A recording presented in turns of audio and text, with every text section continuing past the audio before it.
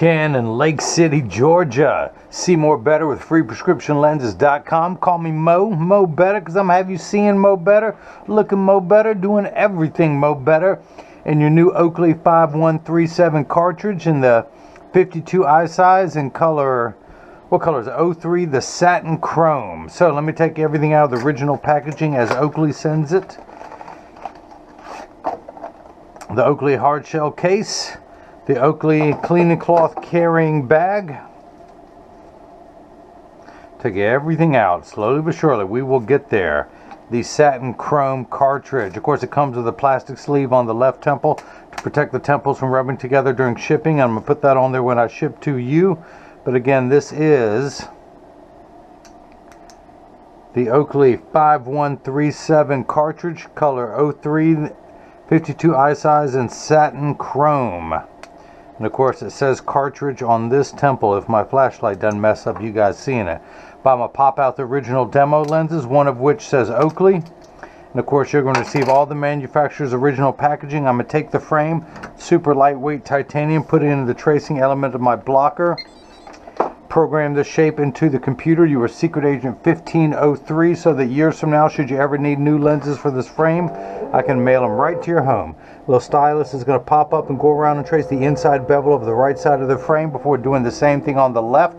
Here at freeprescriptionlenses.com, where everyone loves a bargain and no one is disappointed in quality. You buy genuine, authentic Oakley frame and you'll receive one free pair of clear single vision prescription lenses or non-prescription fashion lenses. My receipt has my federal ID tax number, so if you have vision insurance or unused health savings account, Flex dollars, you will get reimbursed for this purchase. And I do want to say that I am an authorized Oakley dealer. I was told when I picked up the collection that as a small independent optician, I'm not allowed to legally post the individual pictures of the frames with prices on my website. So that I was told there's only 10 giant corporations allowed to do that, although you almost want to call BS because there's so many people doing it. But I play by the rules, so if there's a frame out there you want, just email me the color, the model number, the size, and I will return back to you with the price. I sell everything at the MSRP. I did sign a contract doing that I have to sell at the price they tell me to, but you're going to get one free pair of clear single vision prescription lenses. I'm going to move on to the next screen. Pupillary distance is 33 for the right eye.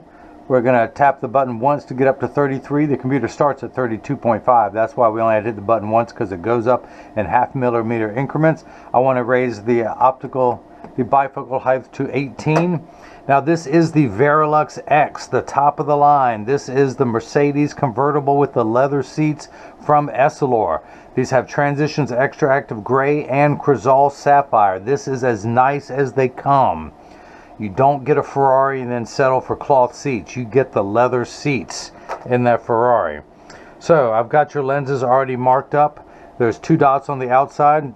On the way you can always tell if this is a Varilux X, every invisible bifocal has a laser engraving. This has an E turned almost pointed at the 2 o'clock position with a half a circle around it. And then once I have those 2 dots, I've got my Varilux layout chart. It tells me where to put the center dot, which is going to be your pupil there. So I'm going to place that onto the flat platform. I've got 2 blocks. I'm going to peel away. Oh, come on, double-sided adhesive sticker. Stay on there. Pull away the paper. Line up the magnet on the back. And the reason why those are on there, it tells me that it's oriented and they're just perfectly. I'm going to change the layout screen to progressive. That blue cross is the geometric center of your frame. Your eye is just above that and inset, so we're going to line that up. Those 2 dots go on it's a 4 drop. These are 2 millimeter increments. I know it's just a lot of shop talk, but I want you guys to know what I'm doing. Make sure the lens is large enough, and it is. Hit that button, the arm's going to come down and place the block onto the right lens. We're going to do the same thing now for the left lens. Pull the paper away to make the black side sticky. Line up the magnet with another magnet here in the arm. Same pupillary distance for your left eye, 33. So nothing gets changed. Lay this out very carefully, very neatly. This is an expensive lens. I do not want to screw up. That's just a thread that was on there. Don't worry, that's not a scratch. That's not a blemish. And I was worried. I know y'all weren't. These lenses cost me a lot of money. If I screw up, it is on me. So I'm going to hit that button, the arm's going to come down, place the block onto the left lens.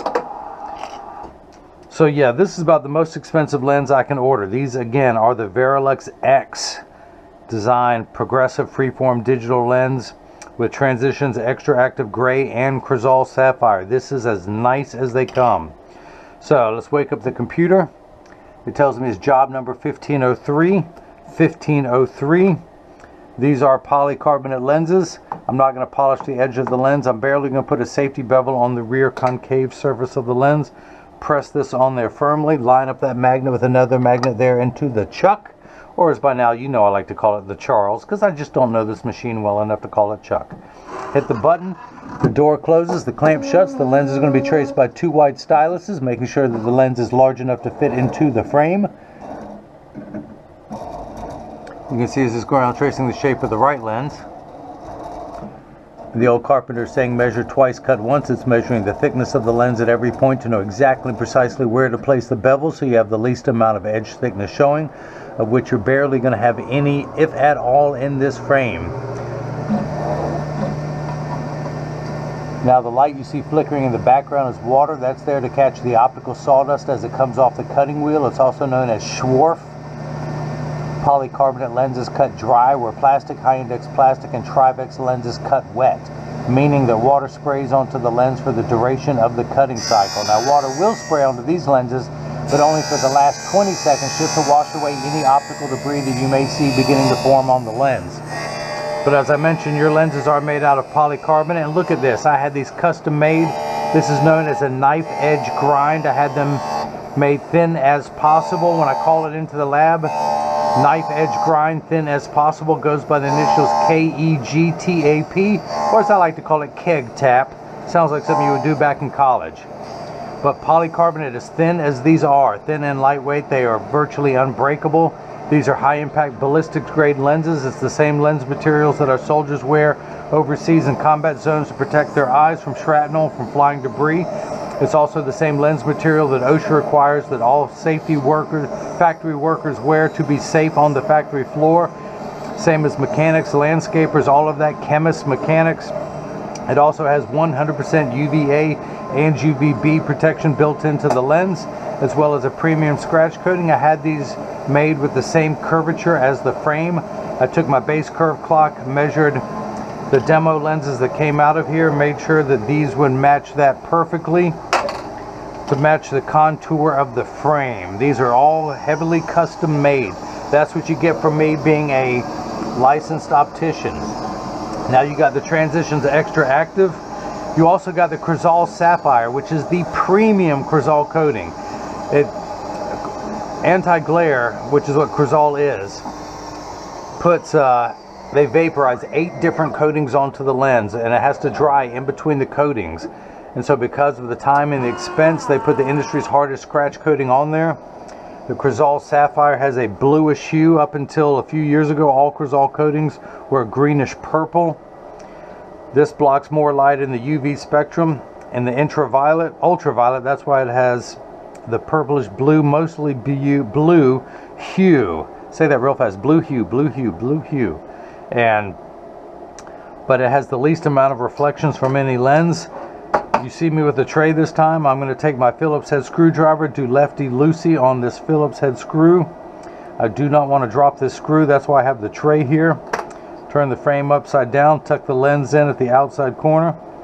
Tuck it in. And by the way, should you ever need new lenses for this frame, Ken, take a baking pan, a glass dish or metal dish, take a t-shirt, cotton t-shirt or paper towels. Essentially, you want to make it a soft surface, because if the screw does come out and bounce, you want it to land on a soft surface and not bounce and go onto the floor, because you'll be on your hands and knees looking for it. So again, I just took it out just a little bit, just enough where I could pop the unbreakable lenses in, and then I tighten everything back.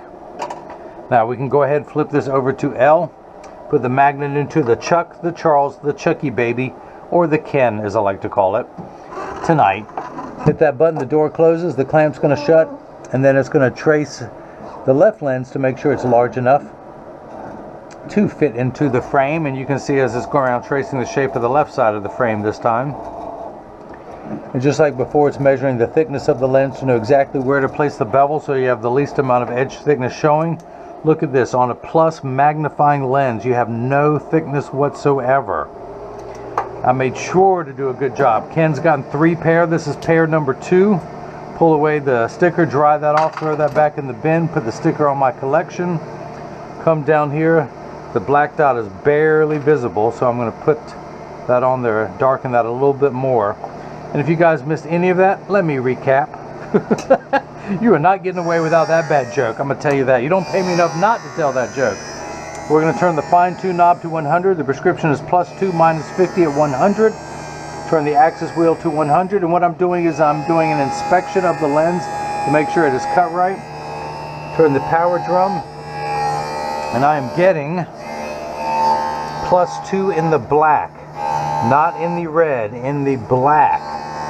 That's because he is nearsighted. He need, farsighted. He needs 2 diopters of farsighted correction to see things far away. He is farsighted, but he still needs that extra 2. That's 8 steps on the 8th rung of a ladder to see far away.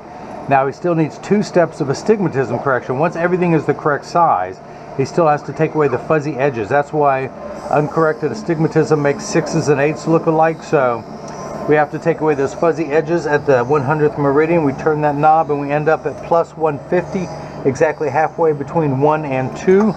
Because if you had $2 and someone borrowed 50 cents, you would have $1.50. Now these first 2 numbers are real values to be concerned with. This last number could be anywhere from 0 to 100. It just tells us where to turn that fine-tune knob. A straight line is starting at 0 on the left, going to 90 to 180. So for the right eye, we're going to turn it just past the 90th meridian to about 100. On the left eye, we're going to stop just shy of the 90th meridian at 75.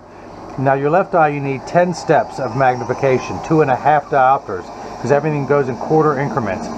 But you need another 7 steps of astigmatic correction. Your right eye is your better eye. Your left eye needs more magnification, which is common. Very few people are equal in both eyes. Everything comes down to the muscular level. I'm right-handed, so my right arm is stronger than my left. His right eye is stronger than his left, so his left end lens needs to be stronger to balance out between the 2. So let's go ahead and take the lens out of the Ken, the Chuck, the Charles, the Chuckster, the Chucky baby. Dry everything off so it's not slippery. Use my thumbnail to wash away any optical debris that may be on the edge of the lens that the water did not get. Grab the frame.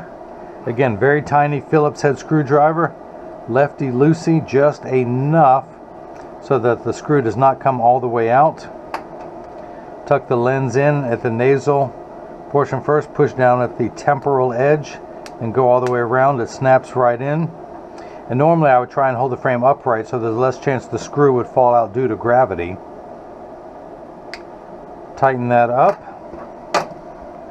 Make sure that it's closed all the way, and it is. Take this block off. Pull the sticker away, dry this off, throw that back in the bin. Put the sticker onto my collection. And let's darken that dot just a hair. Again, you guys, if you missed anything, let me recap. Oh, you moan, but you'll be telling me that joke. People email me that when they correspond with me. So I can put it in over that black dot. I turn the fine-tune knob to 75. 75. All goes well, I'm going to get +250. Check the power drum. I get 3 straight lines in there at 250, exactly halfway between 2 and 3. Now I'm going to subtract 7 steps of astigmatism correction from 10 steps of magnification. And if all goes well, 7 from 10 leaves 0.75, starting at 0 and going towards 1, 1.25, 0.50, 0.75, 1.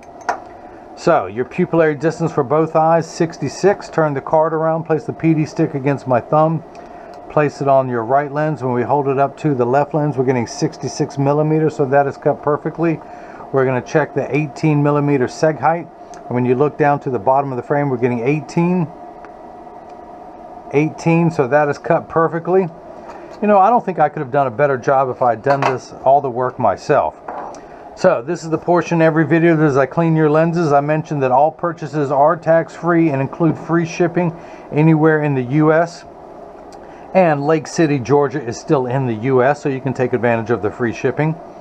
But when you get these in the mail, there is a small chance that these could fit too loose or too tight. However, there is an 80% chance that one side is going to sit higher than the other. That's because 80% of people have one ear that is higher than the other. And because of that statistic, 99% of all optical shops will do free adjustments. And I'm part of that 80%, and I'll show you in just a moment. But just tell them if it's too loose or too tight or too high. It only takes about 30 seconds to a minute to adjust a pair of glasses perfectly, but I'm going to get them in a 3-point stance, also known as a 3-point stance. 1, 2, and the bottom of the frame being 3.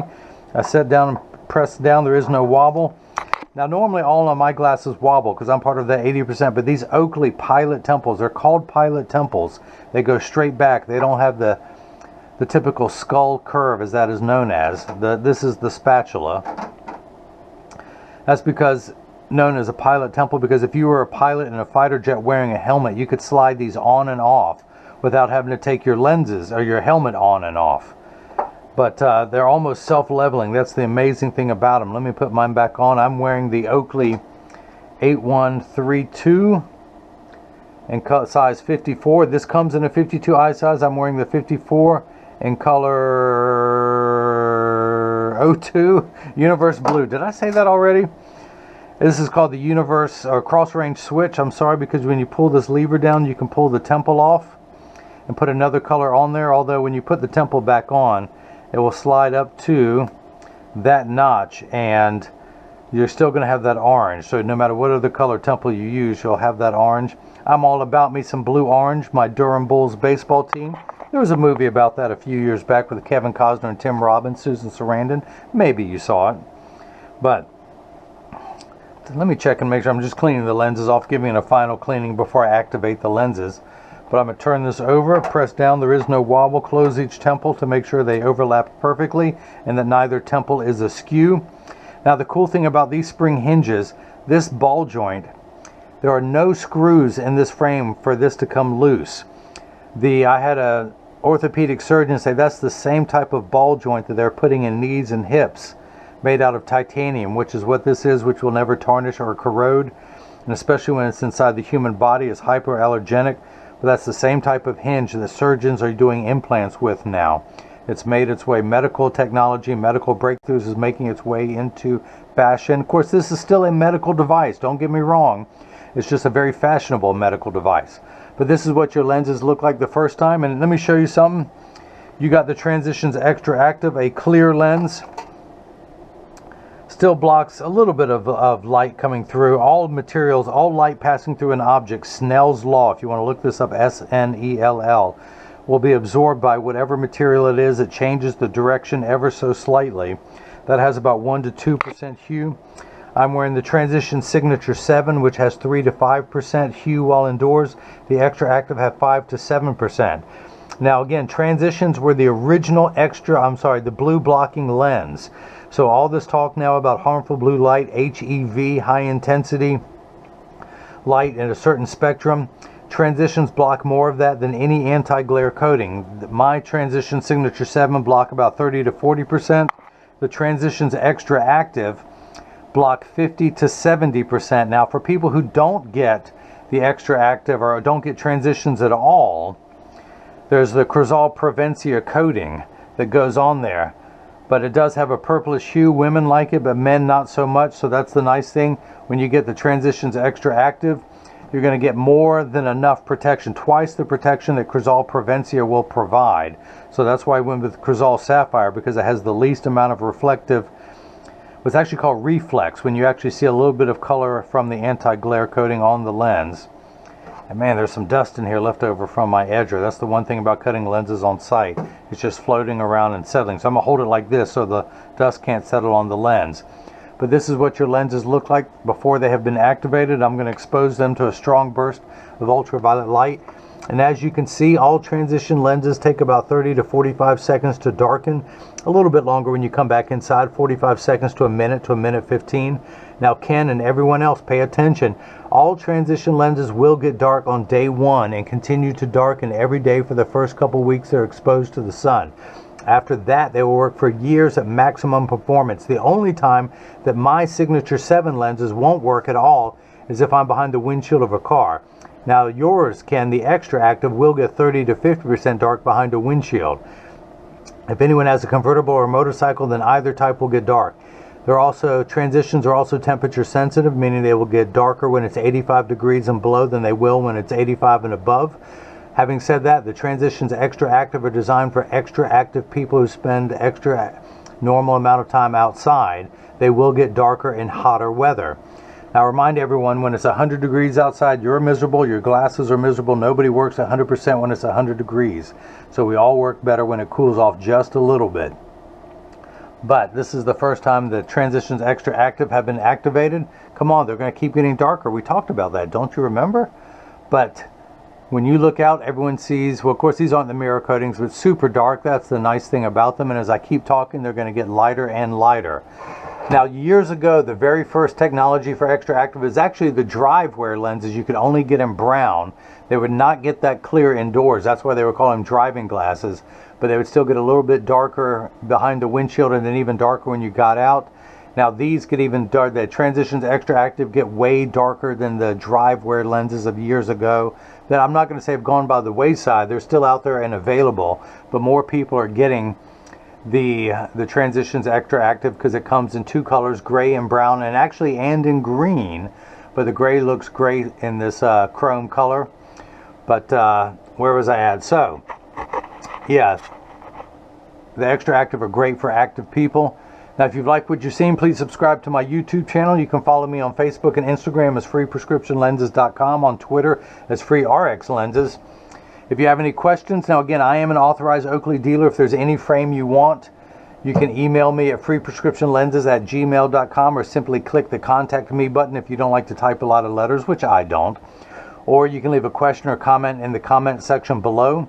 Now, this frame, the Oakley 5137 Cartridge, sells for $253. I am an authorized dealer. I do sell at the MSRP, but I will give you a free pair of clear single vision prescription lenses. Ken wanted the Varilux X, the nicest lens ever made to this date. And although the people at Shamir Intelligence would argue a little bit, but let's see, I've only made one pair of those. I've never worn a pair myself to compare them to. I have worn the Varilux X, and I can tell you it is a nice lens. The Varilux X in polycarbonate sells for $299.99. The Transitions XTRAavtive adds $99.99, and of course Crizal Sapphire, I only charge $139.99. The industry average is $180 to $200, so you're getting it literally at 20 to 25% off of 30% off of the normal suggested retail price. And this comes to a total, if you were to buy everything all at once like this, it comes to $792.97. I know that seems like a lot, but you would pay $1,000 to $1,200 to $1,300 if this were anywhere else. So I know it seems like a lot, especially for people who wear single vision that don't wear the invisible bifocal, but these cost more because they do more. It gives you three ranges: your distance, your computer range, which is the intermediate, and then the up close out of the very bottom. So Ken in Lake City, Georgia, thank you for pair number 3, although pair number 2 I had to send off. It was the metal Holbrooks. I'm having them made by Oakley, and they're going to take a little bit longer. I'm going to get these shipped to you tomorrow, and everyone else has got a chance to see how I bring that love and feeling back to glasses. Thank you.